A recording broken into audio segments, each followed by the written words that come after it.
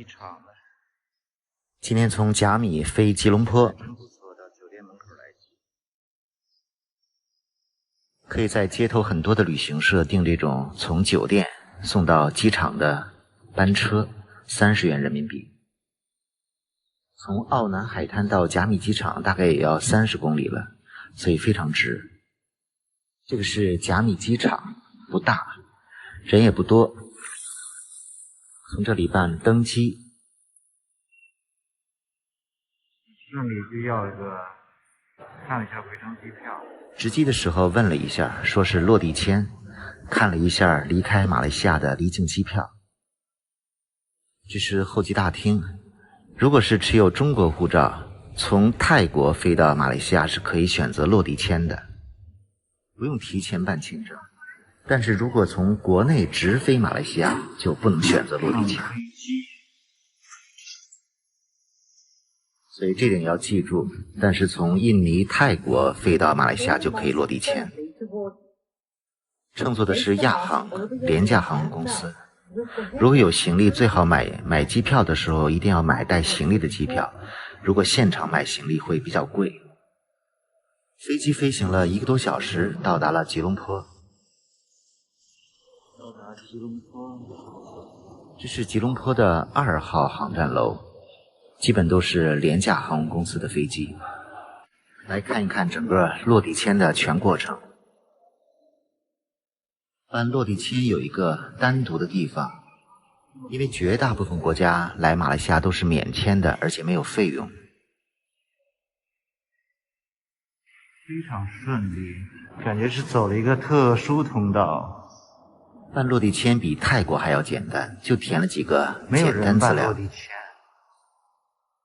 连照片都不需要，直接就出来了。拿行李，落地签的价格200马币，大概300出头人民币，必须刷卡，银联卡也可以。整个落地签流程非常简单，比泰国还要简单。现在去。也可能这个机场现在没有中国游客，所以没有排队，只花了几分钟时间。顺利到达了吉隆坡，落地签非常简单，取行李出去换钱，电话卡。到达机场第一件事要换点钱，买电话卡，还有坐车的费用。在吉隆坡的机场用现金换钱尤其的不划算，如果能找到提款机，用提款机提款是比较划算的。换了，在机场即使用美金、港币来换钱也非常的不划算。换了500港币，227。旁边有卖电话卡的地方，先买电话卡。马来西亚机场卖的电话上网卡还是非常便宜的，可以在这里买。7天的8G 25码，2周的20G 40码60买了一个2周的，大概60出头人民币。吉隆坡的机场离市区还是非常远的，有50多公里。先在机场吃点东西，看看机场的餐厅贵不贵。这个小的美食广场选择非常多，价格真便宜，人民币也就20左右，感觉比在泰国的机场吃饭要便宜。饿了，我买了个套餐，20多。这是机场快线，现在估计堵车就坐这个。这个机场快线比较贵啊，价格，这个单程就80多人。从机场到市区其实可以选择大巴，也可以选择这个机场快线。大巴相对来说便宜多了，也就20多人民币，而这个机场快线要80多人民币。终点都是市区的中央车站。因为我到达的当天是大年30，还是希望能够早点进市区，因为如果坐大巴应该路上会非常的堵。但如果平时不赶时间，肯定大巴相当划算，因为价格差别太大了。这个机场到市区真的太远了，所以打车一定是特别贵的。如果打车就不如选择坐这个火车了，人很少。远处的天边乌云密布。现在到了中央车站，这里是去很多地方的交通集散地，而且在这里换钱特别的划算。第一晚我就选择了住在车站旁边的一个宾馆，因为到这个车站非常方便，走几分钟就到了。直接先去酒店看看，就在车站的后面一条街。订这个宾馆当时感觉是评分比较高，网上的价格才150多，估计就是离车站近方便吧。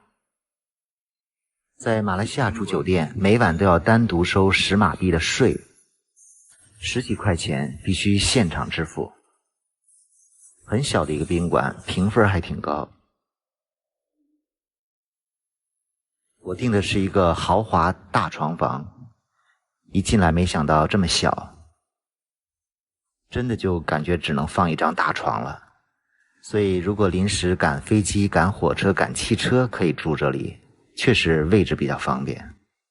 即使这样，这个宾馆之后的几天全都满房。第二天准备换酒店，预定了双子座旁边的一个伊丽丝酒店。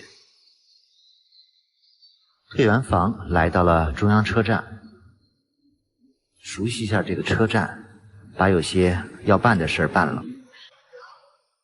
吉隆坡的轨道交通系统还是比较发达的，有好几种轨道交通，铁路、轻轨、地铁等等。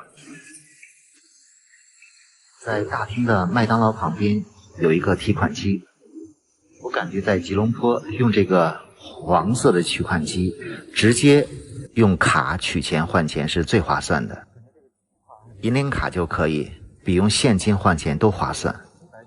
如果用现金换钱，这个车站里的汇率也是几乎最好的。今天起得太晚，没有赶上酒店的早餐，在这里吃个饭。按说马来西亚比泰国还是相对发达一些，但感觉在这里吃饭比泰国要便宜。像这个汉堡王，泰国至少30-40，这边只有20多。在吉隆坡的这几天应该会选择去一趟云顶高原，在这里有直接去云顶高原的车去看一看。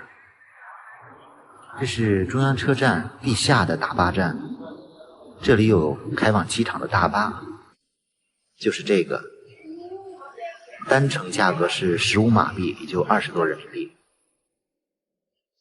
车次非常多，基本上15分钟一班车。准备再去机场的时候坐这个大巴。机场大巴不用提前买，随买随走。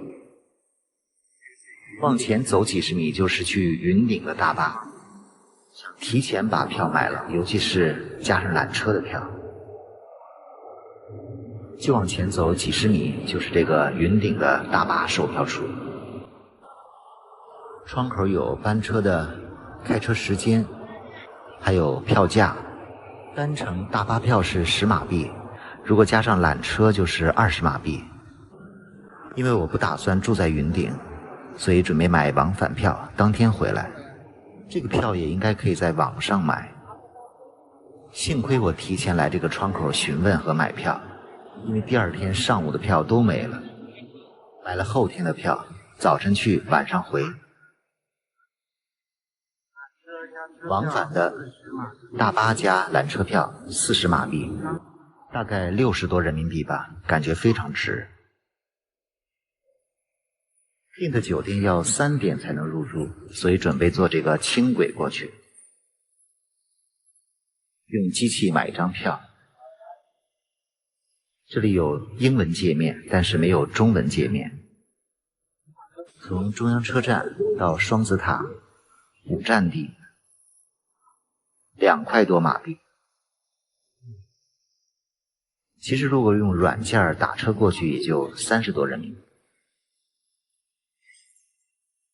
这个买票可以纸币也可以硬币，所以比较方便。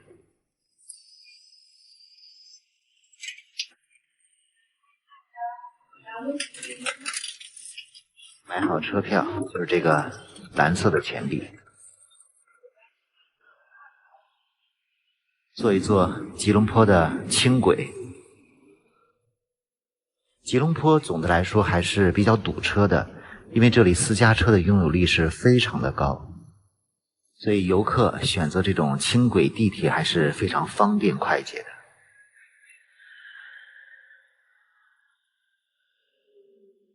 坐了5站，很快到达了双子座这个车站。车站直接通向了双子座这个的商场。先去酒店，有时间再来逛一逛这个双子座。从车站出来，就可以看到这个双子座的外形。这时候下起了小雨。订的伊比斯酒店离这个双子座大概有500米左右的距离。这条街比较清静。进入酒店，一下子感到过年的气氛，红红火火。令其实气。记住，这家酒店下午3点才可以办理入住。同样，这个酒店每晚也要加收10块马币的税费。我这个酒店也是在网上订的，加上所有的税费，一共是280一晚。这个酒店的评分竟然没有我上一个宾馆的评分高，很奇怪。来房间参观一下。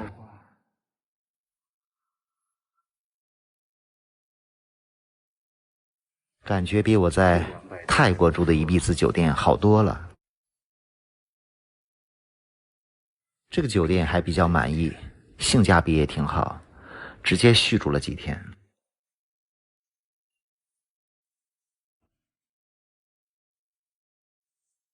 看着外面的小雨停了，准备去双子座逛一逛。酒店这条街虽然不热闹，但对面也有超市餐馆。往右走500米就是双子座。还挺干净的。很快来到了这个双子座，准备在这里带着大家转一转。这里是吉隆坡的双子塔。亮灯了。晚上过来逛一逛双子座的夜景。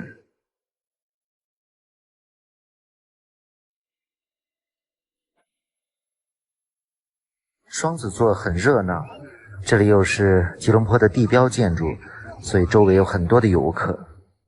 这里还有免费的巴士站，如果做好攻略，在吉隆坡市区游览都可以坐这个免费巴士。先沿着双子塔的外围走一走，它的周围有很多摩天大楼。今天的天气不好，一直在下小雨。下雨天，吉隆坡的天气竟然觉得有点凉。这个双子塔的全称叫吉隆坡石油双塔，它曾经是世界最高的摩天大楼。这个大楼在1998年就完工了，高度达到了452米，地上有88层。不过现在有很多高楼都超过了它，包括中国有很多的高楼也超过了它。现在它的高度估计是也排在世界前20名，但仍是世界最高的双塔楼。双子塔前后都有比较好的拍照位置，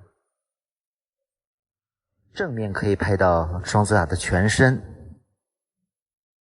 从这里可以进入双子塔的商场，进商场看一看。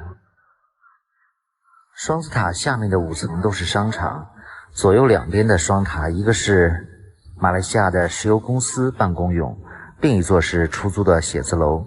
这2个楼平时不对外开放，不过还是可以买票参观的，可以到41层的空中走廊，还有80多层的观景台。参观的门票大概是100多块钱。现在正是中国的春节假期，商场里有很多的节日气氛，尤其是地下1层，有很多中国传统的建筑展示。这个商场还是挺漂亮的，也有很多的世界名牌，也有很多的平价商品。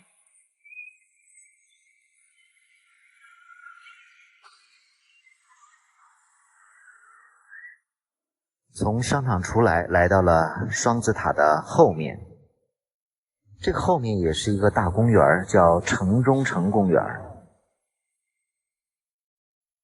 有一座不小的湖，有喷泉，周边很多的热带植物。来这里观光拍照的人尤其多。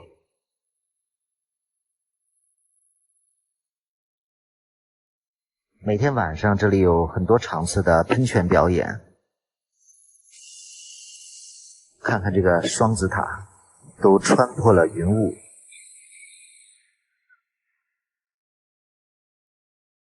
要拍到双子塔的全景不容易，要么离远点儿，要么只能用这种广角拍。围着这个公园转一圈，欣赏一下双子塔的夜景。这个双子塔确实非常上镜，也有不少的电影在这里取过景。马来西亚也算是比较爱盖高楼的国家，它的摩天大楼还非常多。这个双子塔在马来西亚现在是第2高楼。现在吉隆坡有一个110多层的高楼，是马来西亚的第1高楼。不过从整体的景观气势来说，比不上这个双子塔。记得我第一次来马来西亚的时候，这个双子塔刚刚建成，气势非常的恢宏。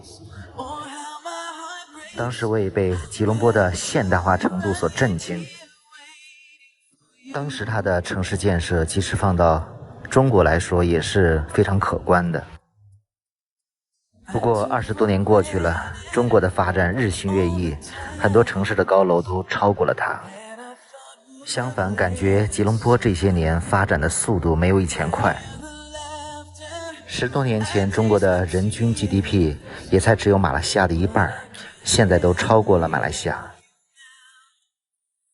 不过这个双子塔毕竟曾经是世界最高的摩天大楼，也是20世纪最高的摩天大楼。这个记录还是被牢牢记下了。即使现在，吉隆坡的双子塔仍然是吉隆坡乃至马来西亚知名的地标建筑和象征。晚上这里的喷泉还比较精彩，很多人都会来这里参观。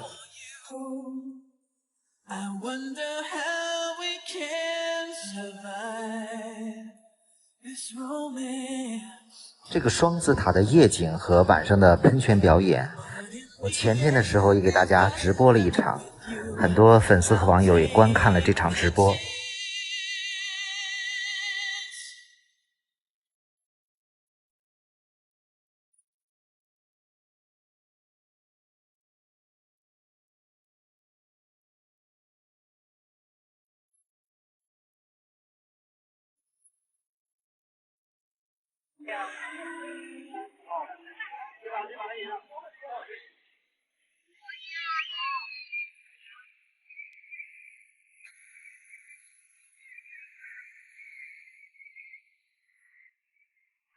这是商场后门的一个大金兔子，今年是兔年。马来西亚的春节气氛还是比较浓的。现在去商场里面吃个晚餐，商场布置的红红火火的，特别有节日气氛。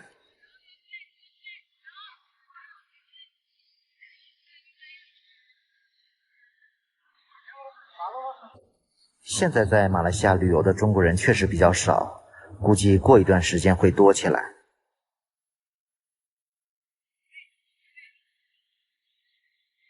这是商场的地下1层。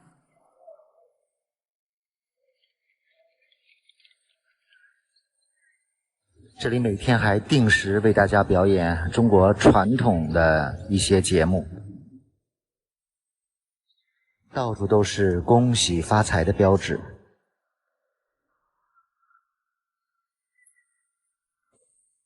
来到了商场的4层，准备在这里的餐厅吃饭。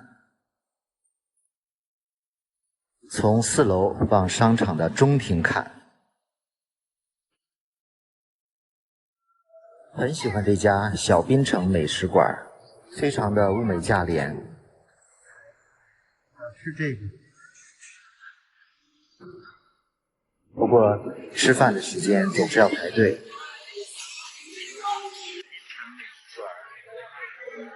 真是饿了。这里的美食种类非常多，都不贵，都是人民币20几。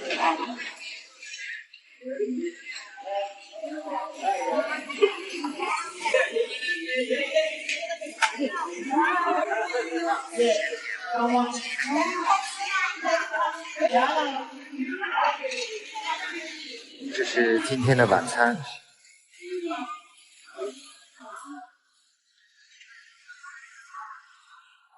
因为住的酒店离这里比较近，经常把这里当做食堂。晚上从双子塔出来，再看一眼双子塔。我最近2周都在马来西亚旅游，会经常的为大家直播一些马来西亚的美景美食，请注意留意我的每天动态。大熊猫。今天准备从吉隆坡坐大巴去云顶玩一天。在吉隆坡的中央车站有专门前往云顶的大巴。云顶其实离吉隆坡有50公里左右的距离，是一个非常知名的旅游胜地，几乎也是来马来西亚旅游必去的地方之一。如果是自由行的游客，在吉隆坡坐这个大巴非常的方便，只需要10几块钱人民币。如果旺季，最好提前1天去车站买票，1小时后到达了云顶的大巴站。到云顶游玩都要去山上，所以还要坐缆车或者坐汽车上去。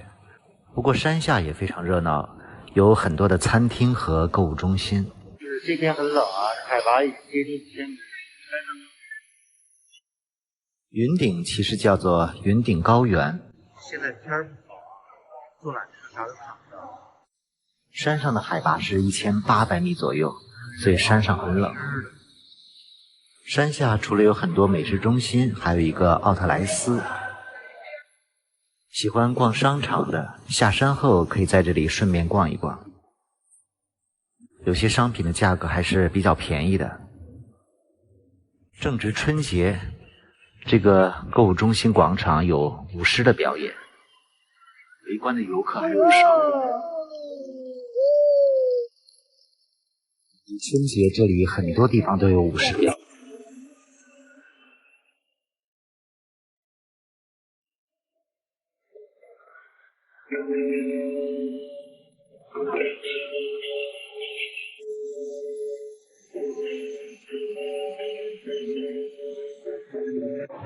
这个表演1天有几场，喜欢看的可以看一看时间表，不要错过。有很多卡通人物，财神爷，今年是兔年，很多人跟2个大木偶拍照。感觉浓雾小了些，准备坐缆车上山了。去云顶一定要体验一下坐缆车上去，而且缆车的票价非常便宜，只有10几块钱人民币，而这个缆车却是非常长，速度也很快的。我是在车站买大巴票的时候，直接把缆车票一起买了，这样省得排队了。现在准备上缆车。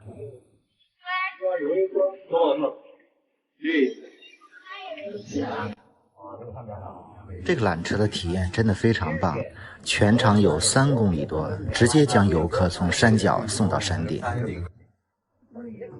这个云顶高原可以说是马来西亚旅游的第1大品牌，山上娱乐设施非常的全，让人流连忘返。因为海拔比较高，也是非常棒的避暑胜地。这个云顶高原度假胜地也是马来西亚的华人林梧桐先生在政府的支持下花巨资打造出来的。整个项目耗时了几十年，这里都是茂密的原始热带雨林，景色非常漂亮，很多云海。缆车在半山腰就能看到云雾缭绕，如入仙境。这个地方也被称为蓬莱仙境。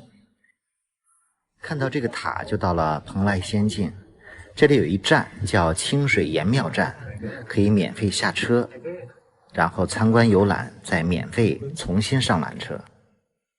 我是在下山的时候从这个缆车下去逛了一圈，1个多小时，非常的美，而且都有电梯，走起来非常省力。下一站是坐落于海拔6000米的高原上的云天缆车站，您可由此通往这边。到达山顶，云雾突然浓了起来。山上的海拔已经接近2000米了，所以来这里一定要带件厚衣服，因为室外是比较冷的。从缆车上下来，直接进入了云顶第1城。这是一座结合了购物商场、餐厅、电影院、娱乐场，还有室内游乐园，很多的综合体。这个云顶第1城在世界上都是闻名的，虽然建了很多年，到现在都不过时。一起逛一逛。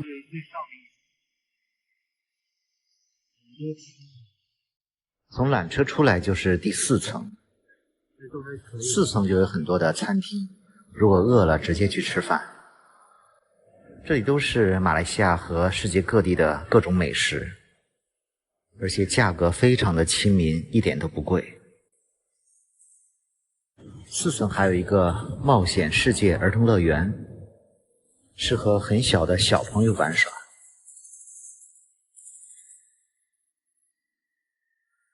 从这4层望向1层的大厅，这里每天都是人头攒动，非常热闹。因为这里真的是度假的好地方，吃喝玩的样样有，尤其是美食。坐电梯1层1层看一看。2层跟3层很多都是品牌店。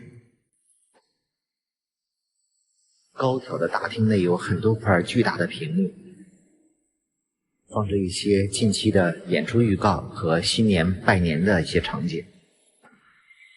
云顶的云星剧城里，每年都有大牌艺人来这里演出。这是许冠杰的演出预告。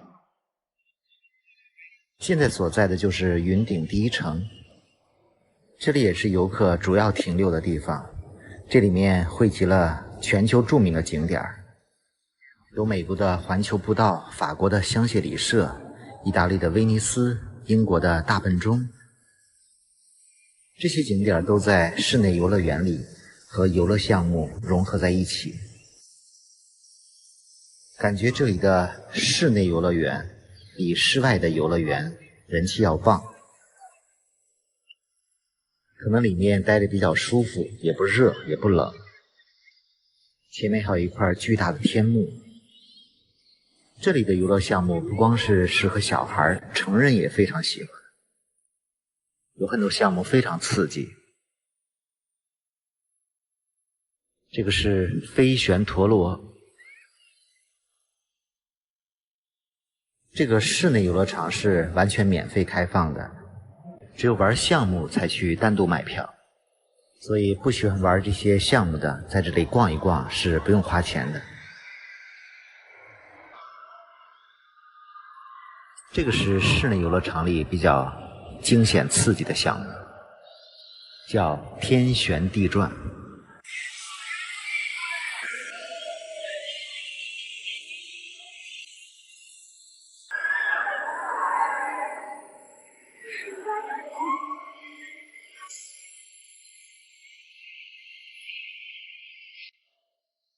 看看这里的人气多旺！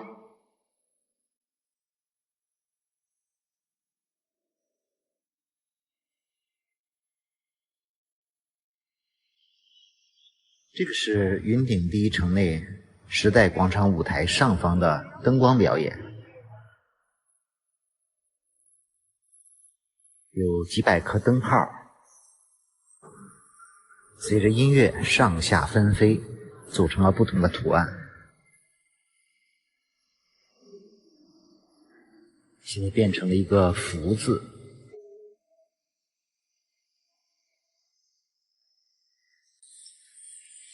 又出现了蔡琴的演出预告，也是在2月中旬。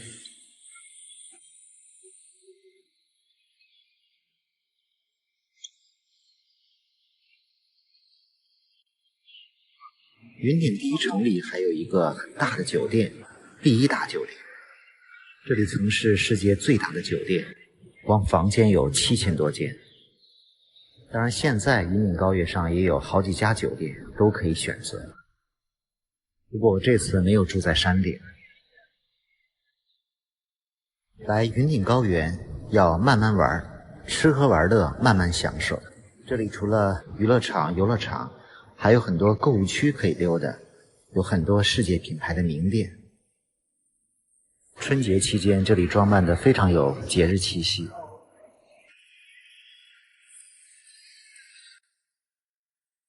走累了，逛乏了，找个地方歇一歇。在云顶，为难的不是找不到地方吃饭，而是品种太多了，真的不知吃什么了。现在来到的是里面的酒吧街，也有很多的餐厅。从4楼还可以走出室外，外面还是有很多大雾，而且非常冷。可以看到缆车、酒店的外观。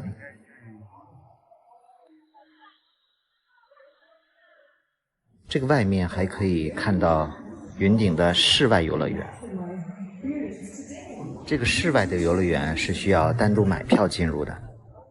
感觉这个户外的游乐场没什么人气，好像正在做一些新的建设。看看这山上的大雾。在云顶第一城还有个顶层的观光露台，不过天气实在是不好，什么都看不清楚。真的是云顶高原。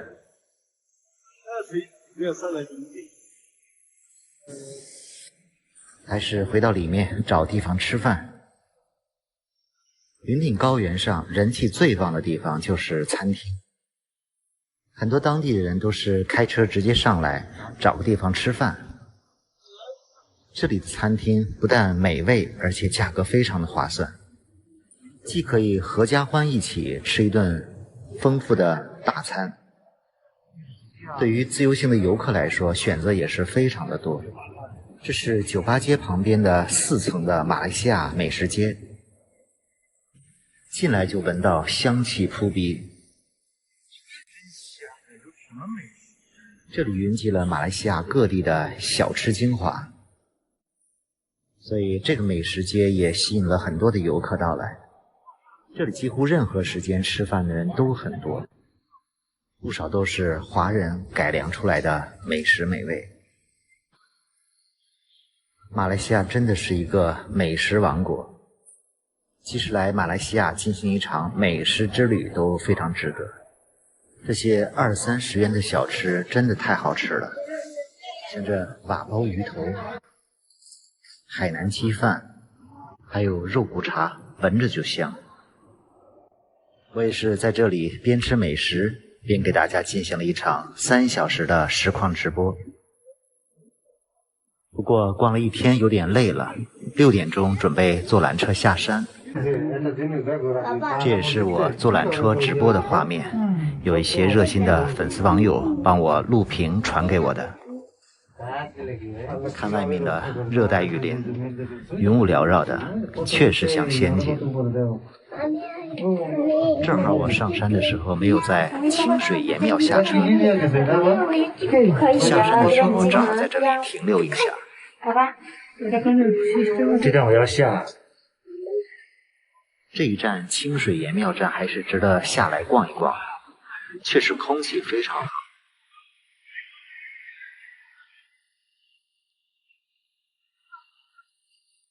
感谢各位网友粉丝的一路直播陪伴，最后我顺利的提前坐上了大巴，回到了吉隆坡。下场的直播将在27号下午在槟城，敬请关注。今天来了一次暴走吉隆坡，走了2万步。吉隆坡很多市区的景点是比较集中的，今天跟着我走一走。我是从入住的酒店出发的，酒店离双子塔比较近，先去双子塔走一走。客观的讲，吉隆坡的市区市貌还是非常干净整洁的，尤其是有不少的高楼大厦。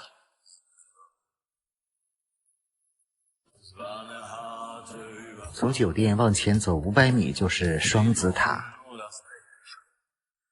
双子座的真正名称叫吉隆坡石油双塔，曾经是世界最高的摩天大楼。双塔大厦是1998年就完工了，一共88层，452米高。在双峰塔脚下仰望高高的大楼，连接双峰塔有一个空中走廊，也是世界上最高的过街天桥。双峰塔内就是马来西亚最高档的商店，销售的都是品牌商品，也有不少的娱乐和餐饮设施。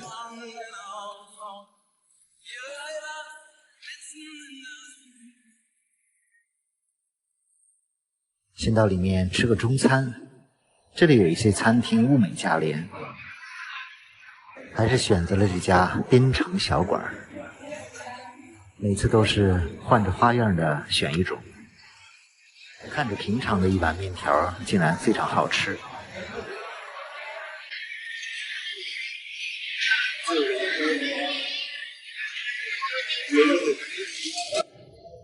这顿简餐只需要20多元，商场里还可以用手机支付。马来西亚也是过春节的，因为这里很多的华人，并且春节的气氛非常的热闹。这个商场里正有舞狮表演，一红一黄2只大狮子。昨天还有人在我视频里说，让我在舞狮的时候摸一摸狮子头，讨一个好彩头。看看我今天有没有这个机会。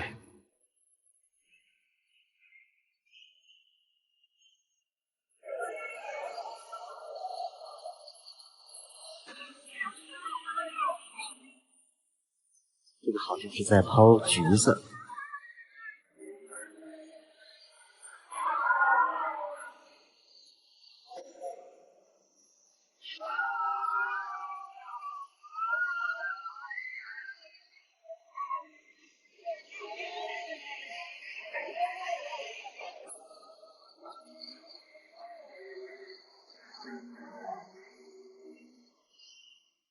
真的让我摸到了。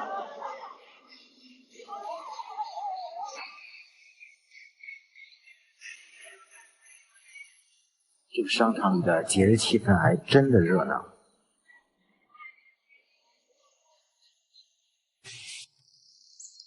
现在来到了双子塔后面的城中城公园，今天难得看到了一点蓝天白云。公园的四周都是高楼林立，体现出了吉隆坡的现代时尚感。这个公园里的绿化非常好，景色优美。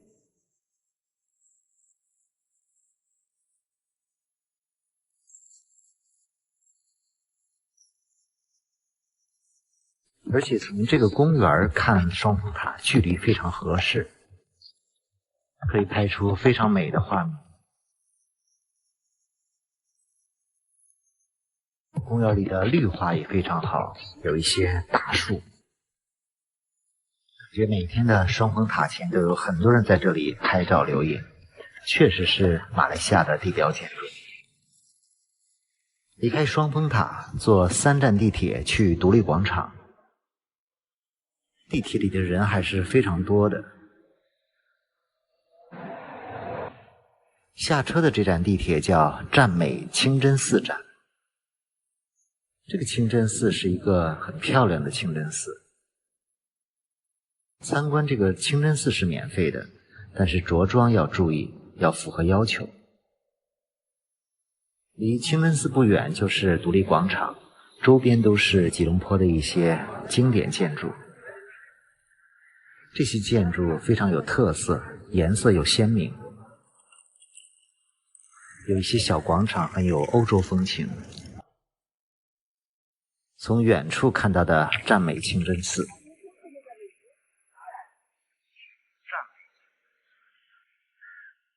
附近有一些比较漂亮的欧式建筑。旁边就是独立广场了，广场的一侧是苏丹阿都沙漠大厦。这个大厦宏伟壮观，是很具摩尔色彩的铜圆屋顶，在广场一侧非常醒目。这个建筑建于1897年，还有一个高达40米的大钟楼。阿都沙漠大厦，这个建筑也是吉隆坡建市以来的重要标志。这个大厦前面好像有施工，有碍观瞻。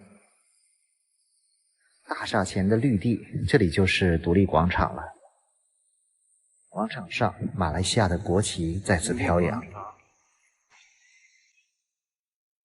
独立广场四周的建筑都别具特色，组成了一幅特别的画卷。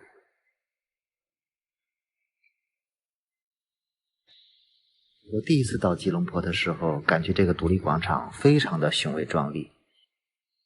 不过20多年了，好像样子变化不大。广场中央的国旗杆非常的高。这是城市画廊。广场另一侧的城市画廊。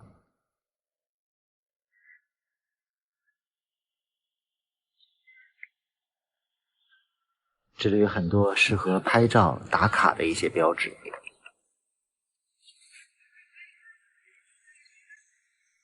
独立广场也是来吉隆坡旅游的游客都会到达的地方。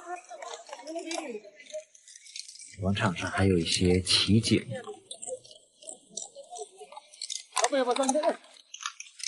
这个马非常的漂亮。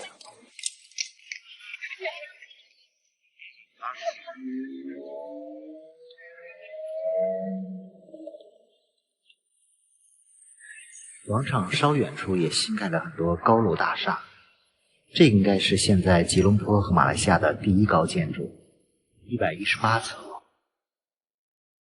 离独立广场大约1公里的地方有个国家清真寺，这个清真寺规模宏大，也很有特点。国家清真寺也是东南亚最大的清真寺之一。这里下午4点就关门，想参观的一定要早点去。吉隆坡各种风格的建筑混杂在一起，非常独特，不少都是100年建筑。清真寺的旁边就是吉隆坡的老火车站，对面是铁路局大楼，都是具有100年历史的建筑。这边就应该是老火车站。这个老火车站目前仍在运行，从这里坐火车可以去往马来西亚的很多城市，包括去槟城，甚至还可以前往泰国和新加坡。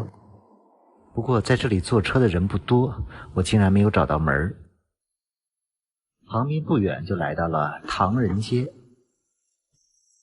唐人街是马来西亚吉隆坡市内最富有华人气息的一片老城。这里又叫磁场街，不少建筑很有年代感，但色彩丰富。这里就是磁场街，也是吉隆坡当地小有名气的市场和夜市。进去简单逛一逛。市场里很多摊位的商品，一看就是来自中国的小商品，非常的便宜。不过有些帽子、拖鞋、背心儿、眼镜、香包，价格还是非常便宜的，急用的可以买一买。像这种看着质量不错的箱子只有100多，我的箱子如果坏了就会临时在这里买一个。唐人街这里美食比较多，但很多都是晚上才开始摆摊儿。现在是下午5点多，看看街面上有没有什么美食。应该还没有到饭点儿，吃饭摆摊的人都不多。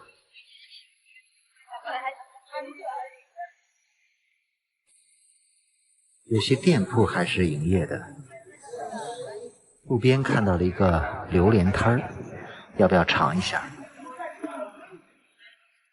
价格也不算便宜，28码，大概40多两，确实这个味儿非常串，非常软。前几天很多网友都问我在泰国、马来西亚吃没吃榴莲，今天是第一次吃。我以前真没吃过榴莲，今天是第一次尝一尝。是猫山吗？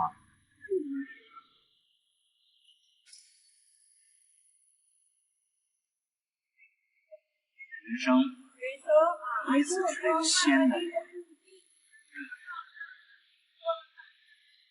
这是吉隆坡唐人街街头卖的，没有吃过其他牌子的榴莲，很难对比。但我感觉今天吃的榴莲肯定不是最好吃的。来看看有没有好吃的，卖肉干的，还有家兰州牛肉面。刚5点多，没有什么人吃饭。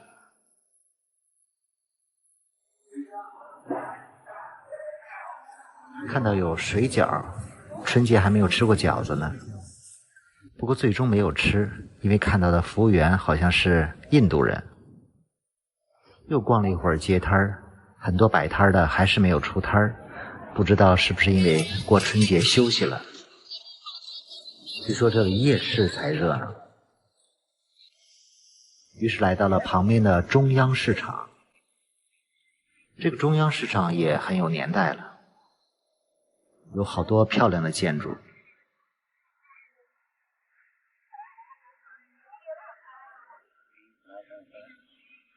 去里面逛一逛，网上看到这里面有一个小娘惹菜馆，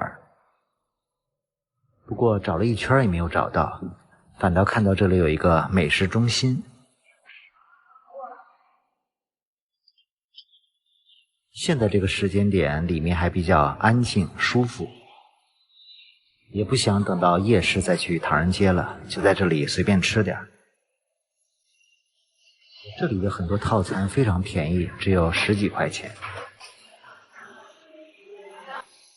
点了一个铁板面条，应该不是有名的小吃，不过还是喜欢吃面条。味道其实还是可以的。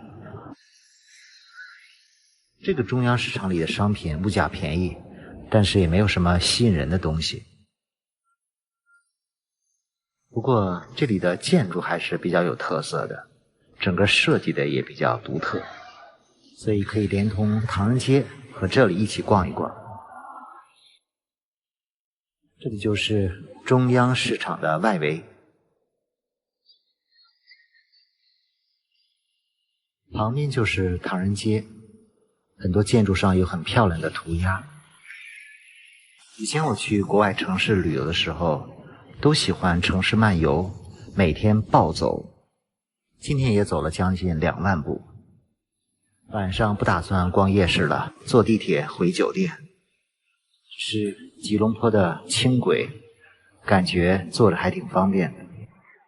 接下来要从吉隆坡坐火车去槟城，开启一场槟城的文化和美食之旅。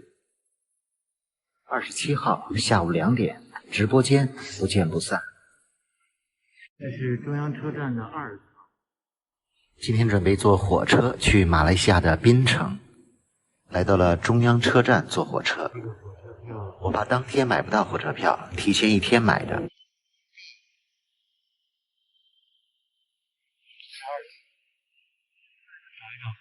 提前1小时就到了车站，先吃一个早中饭。火车是11点10分发车。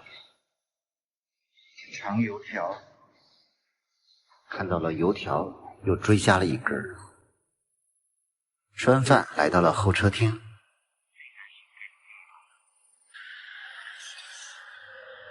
火车售票、候车都在2楼。坐火车去槟城，要在北海站下车。这次选择坐火车去槟城，主要是考虑比较方便、舒服。从价格来说，其实和坐飞机差不多，都是100多人民币。这趟火车是快速列车，非常准时。现在准备上火车了。这个火车票是82马币，大概人民币130吧。现在出发，前往槟城。槟城实际上是槟城州，并不是一个城市，是马来西亚13个州之一。州首府是乔治市。我这次主要就是去的乔治市，是个港口城市，一个老城。这是马来西亚的铁路图。吉隆坡中央车站。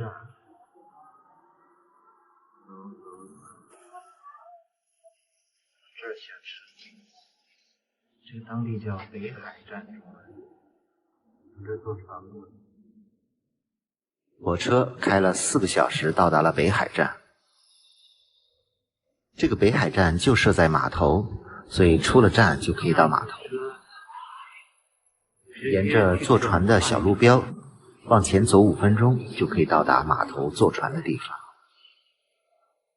都是这样无障碍的快速通道，所以不用担心自己的行李比较重。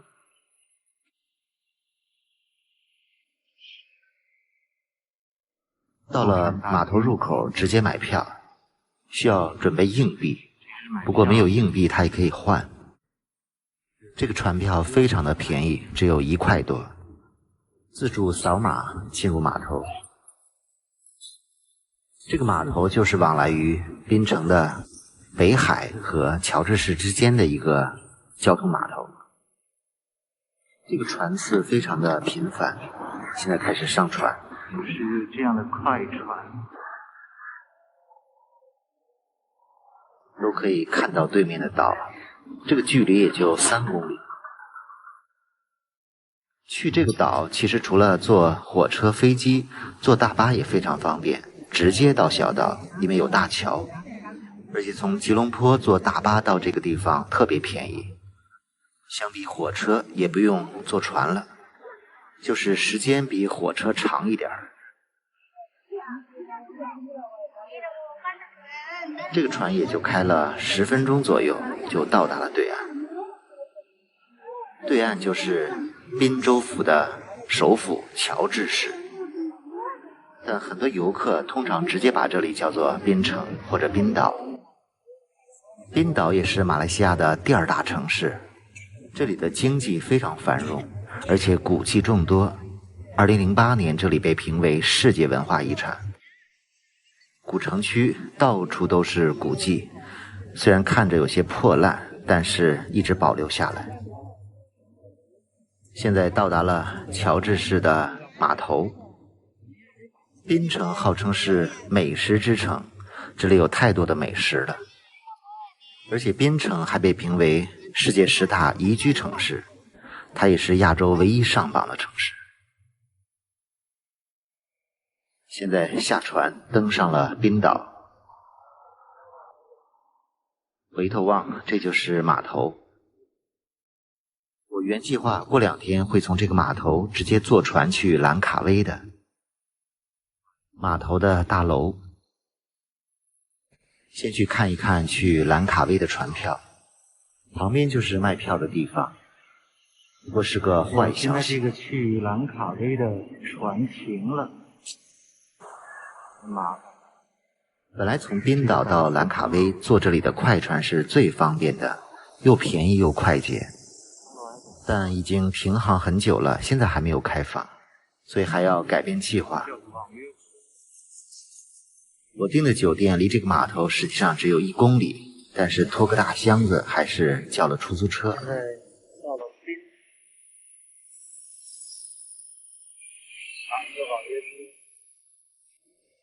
其实在码头有一辆免费的巴士，可以直接开到市中心的光大广场，但我到那里去酒店还要走1公里，所以不如直接打个车了。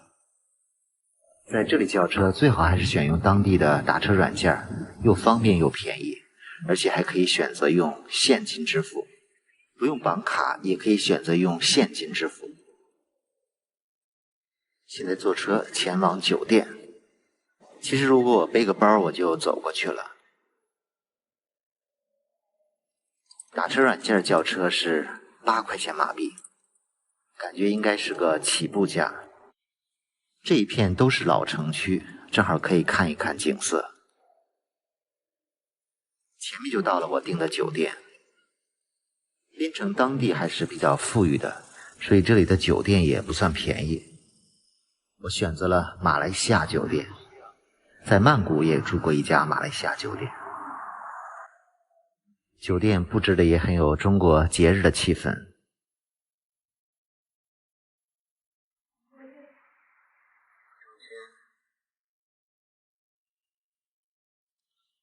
就是一个标间儿，空间还算比较大。猜一猜房间多少钱？窗外可以看到的风景。这房间290，我是在国内网站订的，290人民币。现在下午4点多了，有点饿了，准备出去先吃点东西。住的地方也都算是老城区，所以去老城区转都不用打车，溜达就可以。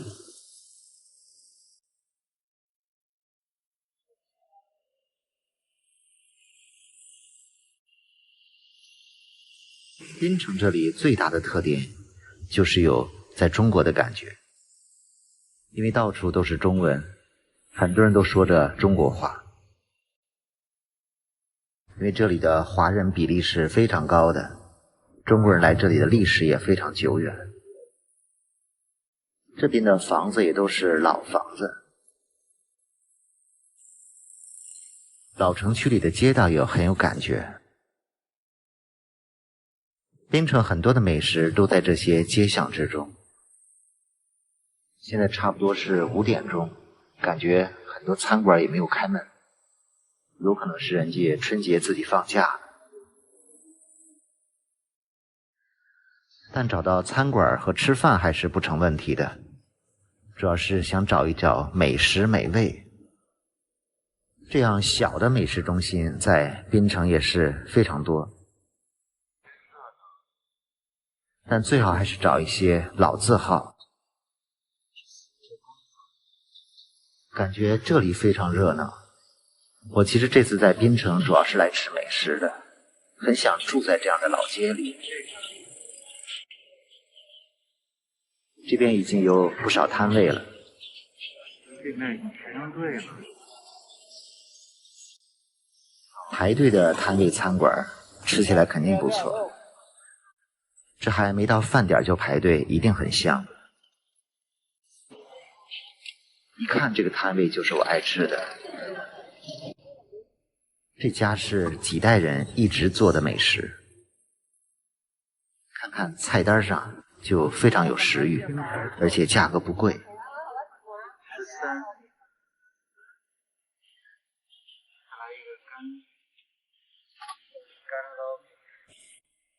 这个图片是不是看着很有食欲？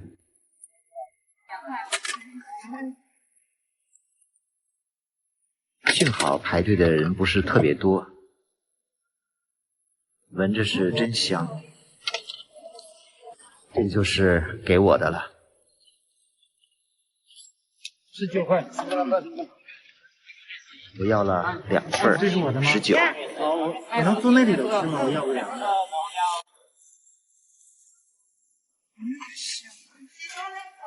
这2份。这一个小吃就饱了。有些人可能觉得颜色比较重，但并不是很咸。这是来槟城吃的第一顿餐，我真是饿了。就坐在街头吃了。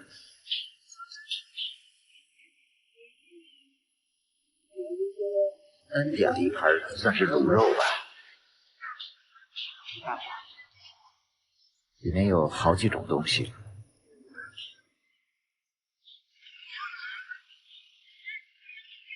爪，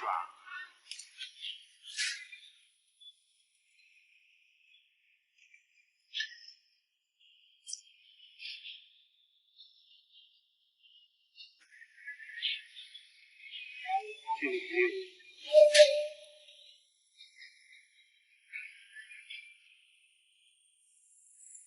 一碗面，果条。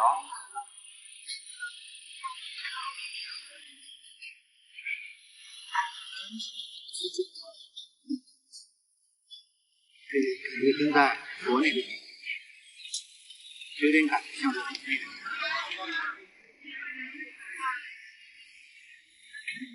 摆摊的基本都是华人货，几代人传承了几十年上百年。这里的美食都是几代传人传承下来的，而且价格也比较便宜。其实我在国内一直想去一次潮汕，来一次美食之旅，没想到先到槟城体验了一次美食之旅。我在27号下午也会做一场直播，介绍一下槟城的文化和美食。再来碗糖水，这糖水里有好多种。再来上旁边这家的祖传的糖水4、5种，这碗也是1块5，都是他们祖传的配料。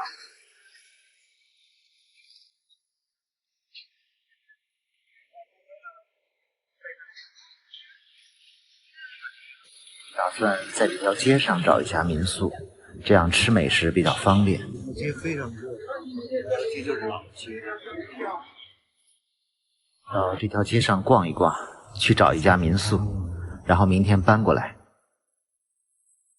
路口就有一家我之前查过的民宿，不过昨天晚上订的时候满房了。如果明天这里有房，就打算搬过来住，吃美食很方便。出门就是我吃的天皇卤味儿。接下来去逛一逛这个槟城。谢谢大家关注我每次的直播。